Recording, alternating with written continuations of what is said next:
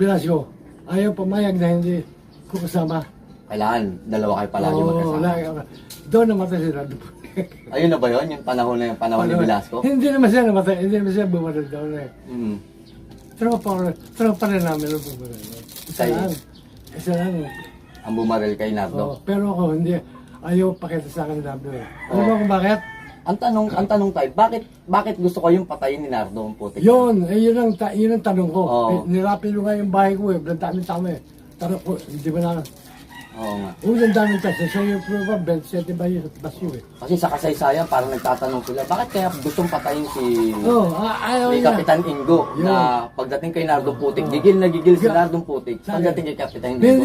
hindi mo ako lumayas dyan. Oo. Andyan lang ako, pahayaya ako. Mm. Kasi sabi ko, kaya mo siya, kung kaya niya ako pagayin, di pagayin niya ako. Opo. Ako naman ako ilalaban. Eh, pares kayo may tangan eh, no? Kung yun ang maalam niya, alam ko rin eh. Mm. Ako rin naniniwala sa ating-ating eh. Opo. Ako ang taong hindi naniniwala sa ating-ating. Mm. Pero nangyari, ano po? Ha? Ang naniniwala ko, sinulungan ng Panginoon Diyos. Yun, ang tama ron. Yun. Ang hindi makalimot sa Diyos Oo, Ama, no? huwag mo ako bibigay sa kalaban ko. Tama po yun. Ako, miskin ngayon din, kunin mo ako, paig ako kunin mo. Mm. Kasi ako, hirap na. Tama nga naman. Hindi, maraming tao nagtataka, bakit hindi ako pasita? Mm. Yun yung tinatanong ko eh, anong meron ako? Kaya nga po, yun yung mga tanong doon, eh, no? Yun ang tanong ko sa isang pastor. Kasi tagahangin ko rin pastor eh, kasama ko ngayon eh. Opo, opo. Yun ang ibig ko malaman kung bakit anong meron ako. Mm. Hindi ako makapkapan. Mm. Taas na lang kamay.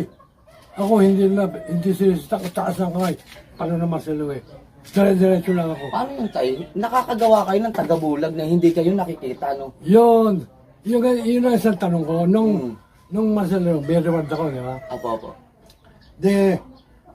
Napalaban ako sa Project 7.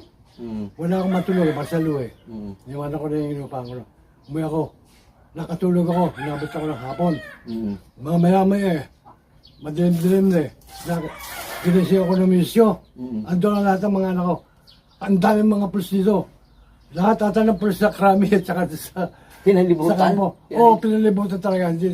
Totoo yan. Mm. Sabi ko, sa sarili ko, Ano yung kayo ang pakay? ako huli, pero wad ako eh. Yung reward nyo nga pala, no, ano? Pero wad ako noon eh. Hindi na ngayon, sabi ko, sarap ko, kung ako'y lalaban, kawawa naman yung mga ipag ko. Siyempre, mga maiiwan, no? Marami ka sa bahay eh. Oo. Ang ginawa ko, bomba ko. Ito totoo, alam ng tao ron yun. Oo. Sila nga nagbasaya akong may taga-bulag eh. Yun nga po, eh. Di ngayon, Sige, paliwanag nyo po yun tayo. bumaba ako. Mm. Ha? Apo. Yung tatlo, balilan. Tatlong Mahaba yun. mahaba. Siyempre, mga ano yun. Kung gusto ako batukan, gusto ako paluin. Mangyayari, siyempre, dumaan kayo, eh. Ay, malapit sa kali yung Yung pinto. yung pinto ng kalye. Apo. Apat na pise, andun, sa tulay. 3 at saka 4. Oh, tatlo, apat. Iba pa yun dito sa kabila. Yung 3 nasa pinto, Yun lang, dinanang ko. dinaanan nyo na po yun. Oh. Hindi So, ako pagtagos nyo ng pinto at nalagpas nyo yung 3, may 4 pa. apat, nakatitigla sa akin. Ang masama nito, ang daming mga osyoso. Mm. Yung tama naman sa baryo eh. O, kasi, siyempre, ano yan, pinalibutan kasi. Nakanganga sa akin. Ba't di ginawa, diretso na lakad, diretso ako. Nakalusot ako. Hindi ako sabi Hindi kayo nahuli, no? hindi, wala nga makasisa sa akin eh.